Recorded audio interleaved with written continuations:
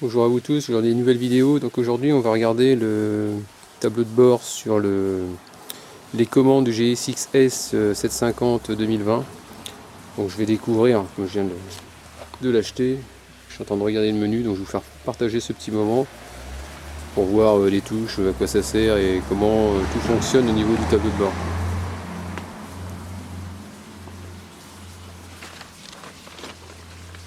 Donc voilà, pour commencer, donc on arrive, on met notre clé dedans, on met le contact, on peut voir que tout s'allume, tout bouge dans tous les sens, voilà. Donc voilà, donc ce que je vais faire, c'est que je vais vous montrer les différentes commandes. Donc si j'appuie sur sélection ici, 2 secondes, regarde à droite du 0, il y a écrit km/h. J'appuie sur sélection, 2 secondes, je passe en mph, donc en miles. Donc je rappuie 2 secondes, parce que nous ici on est en km/h. Voilà, je suis revenu. Ensuite ici on a le voyant ABS, voyant traction control, neutre, huile et température. Donc quand tout est froid, c'est le moteur est éteint. Quand je vais démarrer, tout ça, ça va s'éteindre. Quand je vais rouler, le ABS il va rester allumé pas très longtemps. Je vais faire quelques mètres et ça va s'effacer. Pareil pour le traction control. Ensuite, si je veux modifier le traction control, de l'effacer, le remettre, c'est simple. Ici, tu as un bouton sélection. Tu appuies dessus. Et là, tu as vu, ça te met des barres verticales.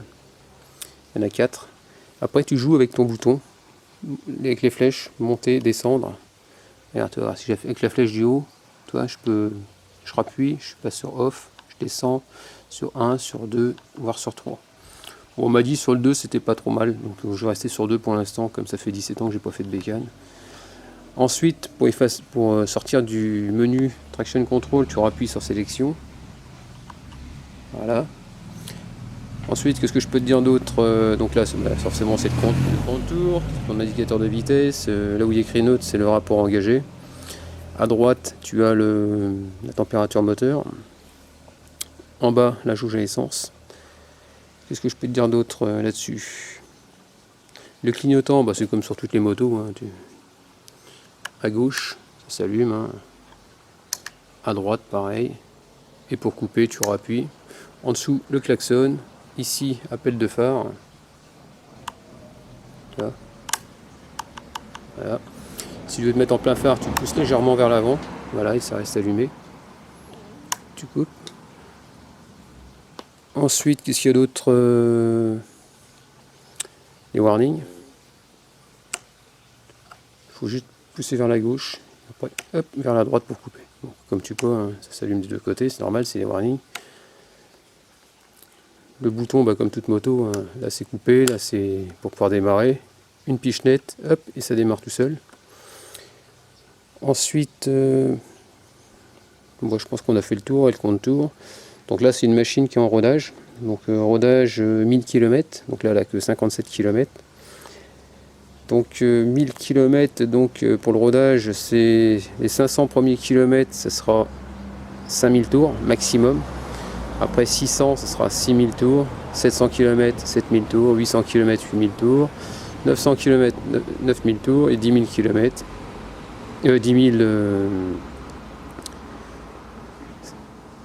1000 km, 10 000 tours. Voilà. Et ce sera la fin du rodage avec vidange, remplacement du filtre à huile. Ça, c'est ce qui sera prévu par la suite. Au moment, il y a un bouton qui parlait donc de sélection en mettant 4 secondes. Ce qui se passe, c'est que ça permet de voir, soi-disant, un autre affichage. Donc j'ai voulu tester. Donc j'ai coupé le contact. Attends, je vais appuyer 4 secondes. Attends, je vais poser le téléphone et je vais démarrer. Moi, je vais démarrer. J'ai tourné le contact. Voilà, 1, 2, 3, 4. Et là, on peut voir que le contour, il fait le yo-yo. Tu vois ? Je sais pas à quoi ça sert. Donc pour arrêter ce truc là, tu appuies ici à droite. Voilà, et ça s'arrête, tout simplement. Donc maintenant, pour pouvoir régler l'heure, a priori, il faudrait appuyer sur les deux simultanément. Attends, je vais essayer de le faire en même temps. Voilà, donc ici, toi, ça clignote. Donc là, si je fais celle, c'est pour les heures. Voilà, là on peut voir que les heures elles changent. Donc là, il est bien midi. Sauf que là maintenant il est 21, 22. Ah, il est 20, j'ai 22, je vais mettre à 22. Donc avec Edge, ici ce sera pour les minutes. Ah, je me suis planté, il faut que je rappuie 2 fois. Ça c'est initialisé. Voilà. Avec Edge, je vais pouvoir avancer les minutes. Voilà.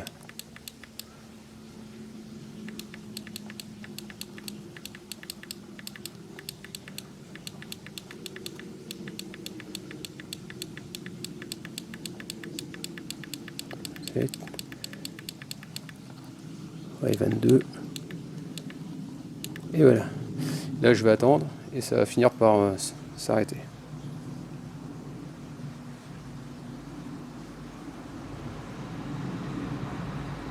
Voilà, donc il est bien midi 24 maintenant.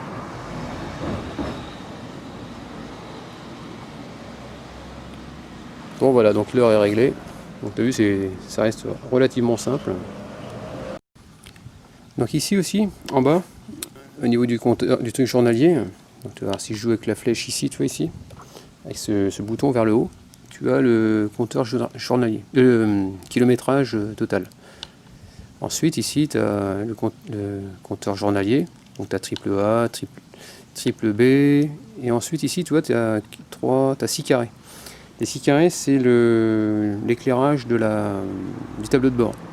Donc ça reste très simple, si tu veux diminuer, si tu trouves que c'est trop fort, ici tu appuies 2 secondes, 1, 2, et tu vas voir les carrés vont se mettre à clignoter, tout simplement. Et après tu joues avec ta flèche du haut, tu appuies une impulsion, regarde, hop, et là je passe à 1 carré, donc c'est à dire que ça éclaire que dalle, 2 carrés, 3 et 4. Et après tu attends, et il va se figer quand même.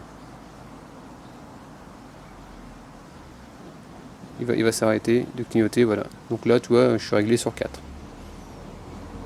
Ça, c'était pour l'éclairage du tableau de bord. Pareil, pour remettre à zéro le compteur journalier, donc tu vois ici, comme je te disais, donc avec le mode A. Donc là, tu vois, j'ai fait 57 km en mode A. En mode B, par exemple, je vais effacer le mode B. Donc je vais appuyer 2 secondes là-dessus. Normalement, ça devrait se mettre à clignoter. Ah non, ça remet à 0 directement, t'as vu? Pour mettre à 0, donc tu choisis triple A, et après tu restes 2 secondes, et ça te remet à 0 directement. Donc ça reste relativement simple. Donc après, ce bouton-là, toujours pareil, le bouton mode, ici c'est toujours pour tout ce qui est au niveau de l'essence. Donc tu vois, là, quand j'appuie plusieurs fois, j'ai AVGB, range. Donc en gros, tu as kilomètres par litre. Tu as l'autonomie qui est restante apparemment. Et je sais plus quand j'appuie. Après, si j'appuie ici longuement, à peu près 2 secondes, j'ai litres ou 100 km. Comme ça, je peux avoir mon autonomie au 100 km. Si je reste 2 secondes, kilomètres par litre, tu vois, je peux. Et surtout mon autonomie. Savoir combien je peux faire en 4 km. Donc voilà pour le tableau de bord. Donc ici, bon pareil, c'est pour les vitesses, comme les autres, comme toutes les motos. Première en bas, neutre, et puis jusqu'à 6. Ensuite, ce que je voulais dire là-dessus, au niveau des... Attends, je sais plus ce que je voulais dire. Tac, tac, tac, je voulais dire un truc, je sais plus. Ah oui, donc ici, au niveau des poignées, donc frein avant, comme toutes les motos. Hydraulique pour le frein. Ici, c'est qu'on appelle ça un embrayage non hydraulique, du moins une poignée d'embrayage à câble, tout simplement. Et au début, je pensais que c'était assez... je m'étais dit, ouais, parce que moi j'étais habitué c'est sur le ZXR, sur le CBR, il y avait qu'on appelle ça... c'est tout était hydraulique. Il y avait pareil le petit réservoir ici. Et c'était souple, et je m'étais dit, ouais, par câble, ça se trouve, c'est peut-être assez raide. Et ma foi, non, je vois pas la différence. Ça marche super bien. Ah oui, au niveau de la béquille, pareil, il y a une sécurité béquille, c'est-à-dire que si ta béquille est mise, tu peux pas démarrer. Et si tu as oublié de l'enlever, et que tu passes la première, ça coupe, tout simplement. Ça t'évite de te barrer avec la béquille et de te planter, tout simplement. Après, par la suite, il y aura sûrement des petits clignotants qui vont venir se greffer dessus. Mais bon, c'est encore habillé de sang. peu près 100, et puis la facture elle s'est élevée assez cher quand même, donc on va calmer un peu la carte bleue. Et pareil les top blocs, ça coûte une blinde aussi, mais bon, ça reste sympa quand même. Bon, a priori il y aurait aussi un, parce que j'ai pu voir, on va regarder ça ensemble, un porte-casque.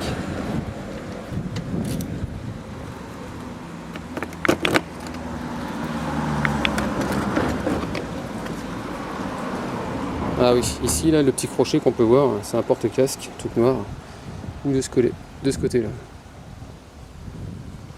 Et ça reste en plastique, donc à mon avis, si on tire un coup sec, je pense qu'on part avec le casque. Mais bon, je pense pas que je vais mettre mon casque là-dessus. Au prix du casque, j'ai pas envie de me le faire voler. Donc voilà, avec la moto, une petite trousse à outils. Bon, je sais pas à quoi ça sert, une petite rallonge. Bon, ça je pensais pour enlever le saut de vent, parce que c'est ce que j'ai utilisé. Une petite clé de 10, du 12, ouais. Bon, c'est pas du Facom, hein, c'est sûr, hein, mais bon. Ça, je pense que c'est pour régler la suspension en précharge, il y a des chances. Je pense que c'est pour l'amortisseur arrière. A priori, c'est réglable. Donc, j'ai pas vu pour l'instant. Donc voilà, on a un petit manche. Et on peut choisir le tournevis qu'on veut, soit cruciforme, ou soit il suffit de changer le sens tout simplement. Donc voilà, ça tient par un petit élastique, hein, toi. Tu la mets comme ça au fond. Et tu viens le remonter pour le plaquer. Voilà. Il est assis qu'on dirait un joint torique, mais.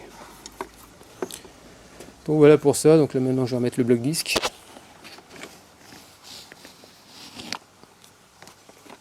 Donc là c'est pas très grand le compartiment. Bon, pour faire le difficile, on peut mettre 2 blocs disques. Donc ça c'est un bloc disque à l'arme. Relativement bien.